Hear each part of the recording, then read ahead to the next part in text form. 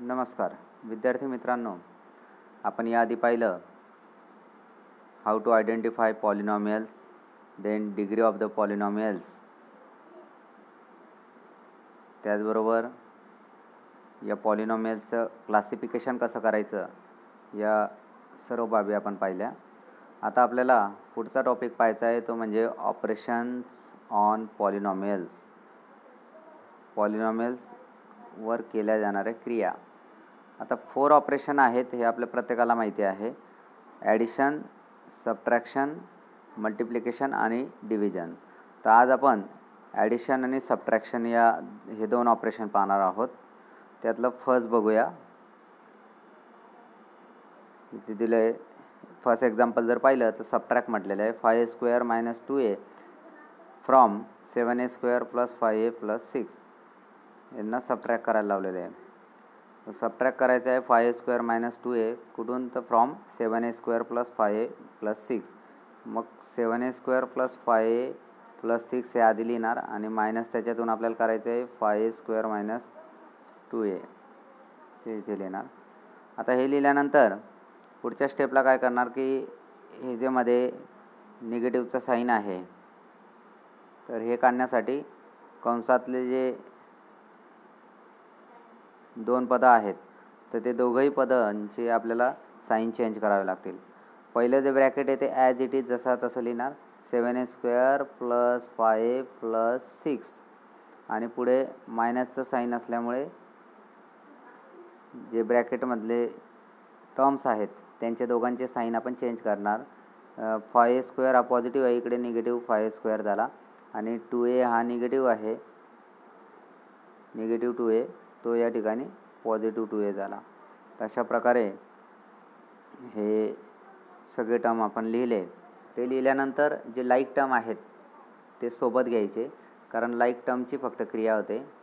तर like term जर आपण पाहिलं, आता याच्यात लाईक टर्म कसे शोधायचे की ज्यांच्या चल सारखे असतील, व्हेरिएबल सेम असेल आणि त्या व्हेरिएबलची डिग्री पण सेम असेल तर ते लाईक टर्म असतात.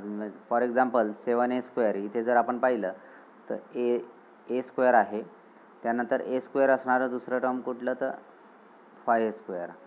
तर हे दोघं टर्म लाईक टर्म आहेत.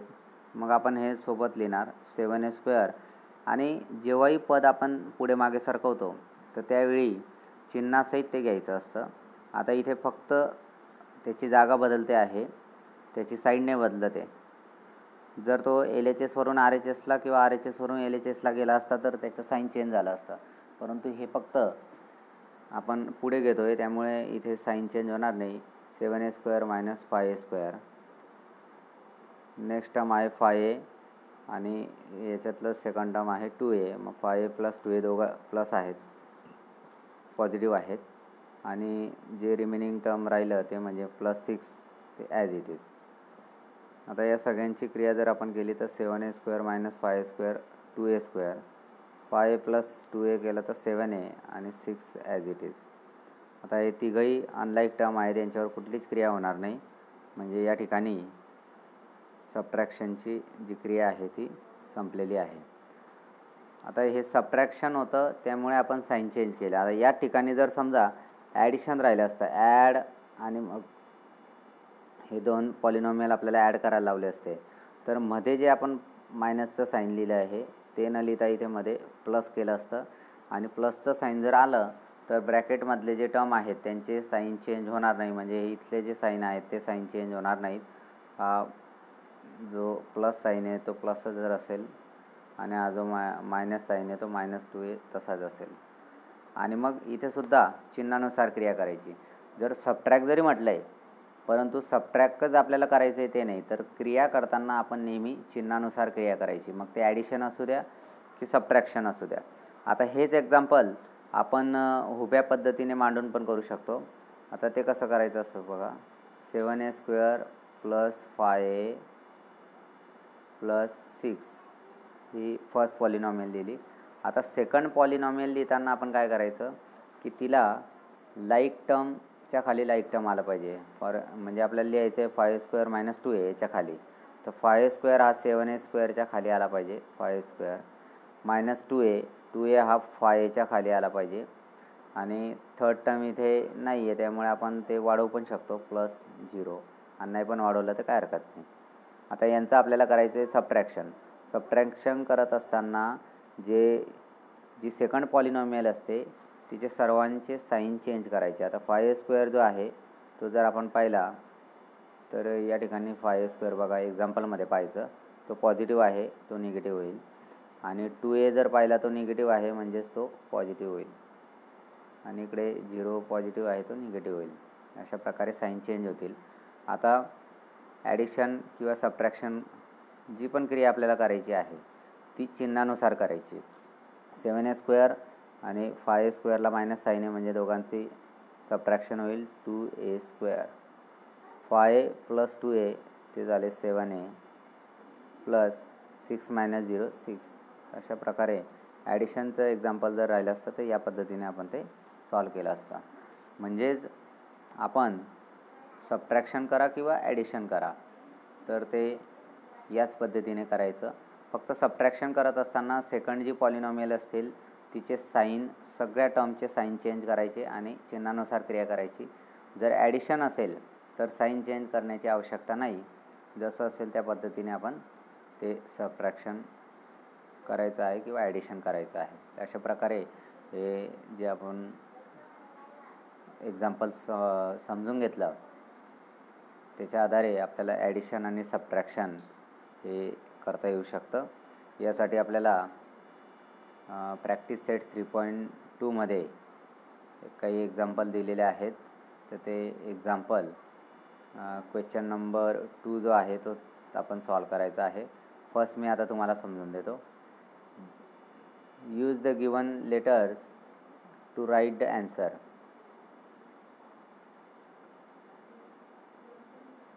इथे ही इन्फॉर्मेशन वाचून याचा ॲन्सर लिहायचा आहे. आता पहिली इन्फॉर्मेशन काय आहे, there R 8 trees in the village that if the number of trees increase every year by b then how many trees will there be after x years. म्हणजे एका गावामध्ये 8 ट्री आहेत, किती आहेत ते आपल्याला माहीत नाही, आणि दरवर्षी इन्क्रीजिंग म्हणजे वाढतात.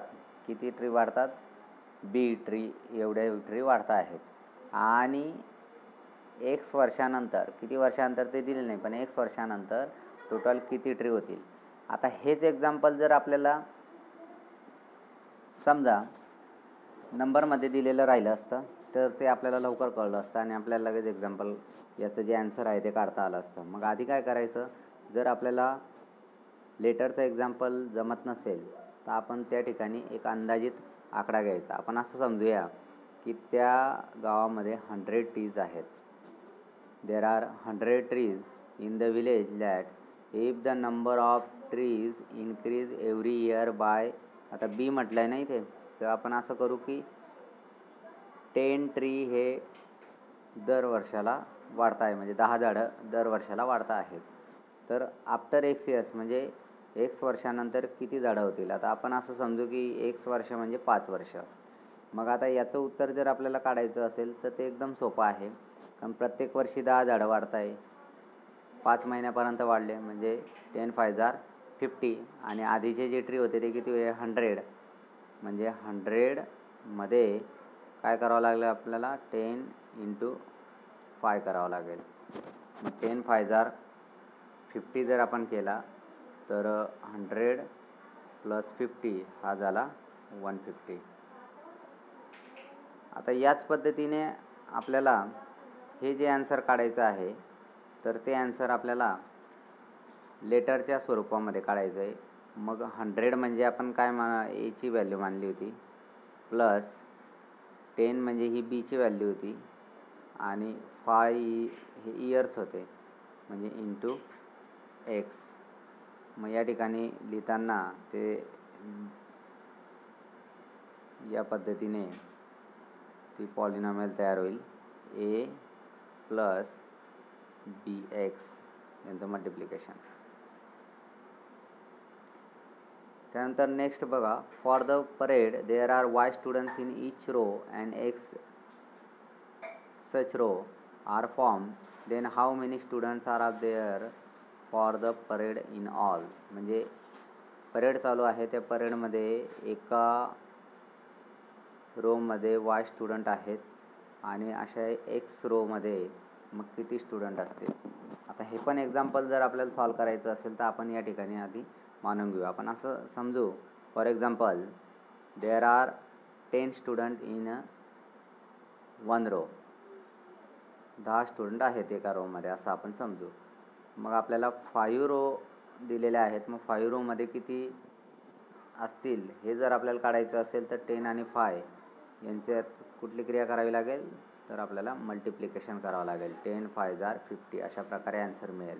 म्हणजे जसं आपण 10 आणि 5चं मल्टिप्लिकेशन केलं तसंच आपल्याला वाय आणि एक्स यांचंसुद्धा मल्टिप्लिकेशन करावं लागेल. वाय इंटू एक्स म्हणजे किती स्टुडंट हे जर आपल्याला काढायचं असेल तर total student is equal to number of row into number of student किंवा number of student in 1 row into number of row.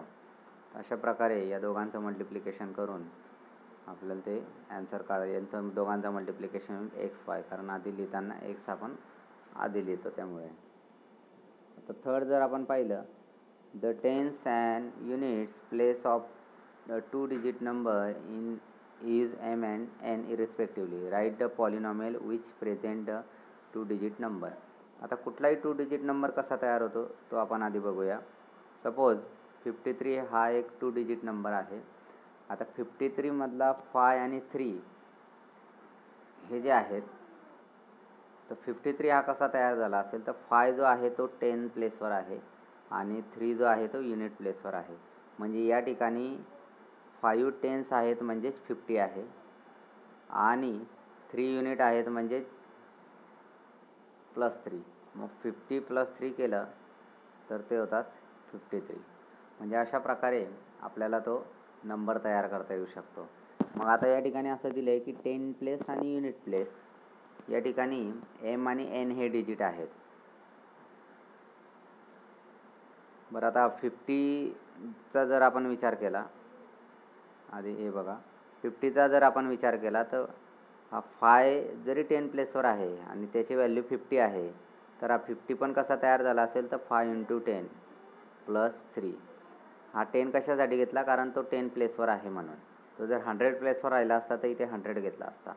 तर 5 × 10 + 3 म्हणजे तो 53 झाला. 5 × 10 50 + 3 53. आता या ठिकाणी 5 म्हणजे आपण असं समजू की m आहे आणि 3 म्हणजे n आहे. मग आपल्याला या ठिकाणी तो नंबर लिहायचा आहे. मग 5 म्हणजे m आहे की नाही, m × 10 प्लस आणि 3 म्हणजे आपण काय म्हणलं आहे n. आणि हे जर आपण याचं ॲन्सर काढलं तर m × 10 म्हणजे तो होतो 10m + n. आता m आणि n यांचं ॲडिशन होणार नाही त्यामुळे ते तसंच राहील. तर अशा प्रकारे हा 2 डिजिट नंबर जो आहे तो आपण लेटरने सुद्धा तयार करू शकतो. तर अशा प्रकारे हा फर्स्ट क्वेश्चन मी जसं समजून दिला त्या पद्धतीने सॉल्व करायचा आहे. सेकंडमध्ये ॲड आहे, आत्ताच आपण शिकलो. त्यानंतर थर्डमध्ये सबट्रॅक्शन आहे. सबट्रॅक्शन करत असताना साईन चेंज करायला विसरायचं नाही सेकंड पॉलिनॉमियलचं. तर हे तिघही जे क्वेश्चन आहेत तर ते आपण सॉल्व करायचे आहेत. धन्यवाद.